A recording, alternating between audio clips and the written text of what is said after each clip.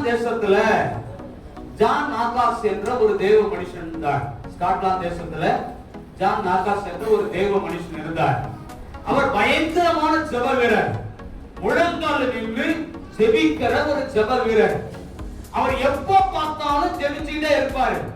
அவங்க மனைவி வந்து சொல்லுவாங்களாம், கெஞ்சி எங்க கொஞ்ச நேரம் தூங்குங்க, இப்படி ஜெபிச்சீங்கன்னா இப்படி ஏதாச்சும் ஆட போதுங்க, இப்படி ஊழியம் செஞ்சீங்கன்னா இப்படி எதனா ஆட போகுது, அதனால நல்ல பண்ணுங்க, கொஞ்ச நேரம் தூங்கிட்டு ஜெபம் பண்ணுங்கன்னு சொல்லுவாங்களாம். அவர் சொல்லுவாரா, என் தேசம் இன்னும் ரட்சிக்கப்படாம இருக்கிறது, என் தேசத்தை இன்னும் சந்திக்காமல் இருக்கிற கர்த்தர் என் தேசத்துல இன்னும் ஒரு எழுப்புதல் இல்லாம இருக்கிற போது நான் எப்படி தூங்க முடியும் நிம்மதியா?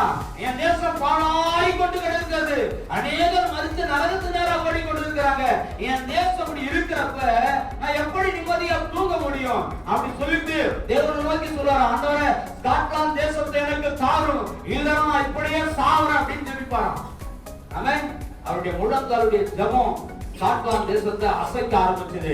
ஸ்காட்லாந்து தேசம் முழுவதும் ரட்சிப்பு பரவ ஆரம்பிச்சது. அந்த தேசத்தை ஆண்ட ராணி சொன்னாங்க, அவ ஒரு அறைக்கு பயங்கர குடும்பக்காரி. அவ சொன்னாங்க, இந்த ஜான் நாகஸ் எங்கனா ஜெபிச்சானா, நான் ஜெபிச்சானா, அவன் முழங்கால் படிட்டு ஜெபிக்கும் போது என் தேகமெல்லாம் நெருப்புல கொளுத்தி எரிகிறது போல ஒரு எரிச்சல் எனக்கு உண்டாகும்னு பயப்படுவாங்களாம். அந்த ராணி சொன்னா, இங்கிலாந்து கூட என்னை எதிர்த்து வந்தா கூட நான் பயப்பட மாட்டேன், ஆனா அந்த மனுஷன் முழங்கால் போட்டா என் தேகம் எல்லாம் பயப்படுது, துடிக்கிறது.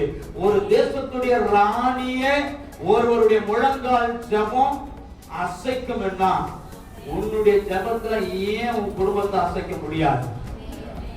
ஏன் உன்னுடைய காரியத்தை உன்னுடைய காரியங்களையும் அசைக்க முடியாது? வைராக்கியமா உட்கார்ந்து ஜெபிக்கணும், வைராக்கியமா ஜெபிச்சுட்டே இருக்கணும், விடக்கூடாது. தேவனுடைய சமூகத்துல போராடி போராடி போராடி போராடி போராடி ஜெபிக்கணும். அந்த பதில் செய்யுங்க, எது செய்யுங்க, இப்படி ஜெபிச்சு ஜெபிச்சு ஜெபிச்சு அந்த ஸ்காட்லாந்து தேசத்தை பெரிய ரட்சிப்புக்குள்ளாய் கொண்டு வந்தா தேசமே அந்த ராணியே பயப்படுவான். இவர் முழங்கால் படிக்கிட்டாராம். ஒரு நாள் அந்த ஊழியக்கார இடத்துல போய் கேட்டாங்களாம், ஜான் நாகஸ் உங்களை பார்த்து கேட்கிறேன், நீங்க எவ்வளவு தைரியமா அந்த ராணியெல்லாம் நீங்க எதிர்க்க முடிகிறோம்? அவங்க நினைச்சா உங்களை எது வேணாலும் பண்ண எப்படி உங்களை தைரியமா எதிர்க்க முடியும்னு கேட்டாங்களாம். அவர் சொன்ன பதில் கேளுங்க, யார் ஒரு மனுஷன் ஆண்டவருக்கு முன்பாக நிற்கிறானோ அவன் அவருக்கு முன்பாக நிற்க நிற்க அவருடைய சேனை நம்மோடு கூட இருக்கும். யார் ஒருவன் தேவனுக்கு முன்பாக நிற்கிறானோ அவன் உலக மனுஷர்களுக்கு பயப்பட வேண்டிய அவசியமே கிடையாது.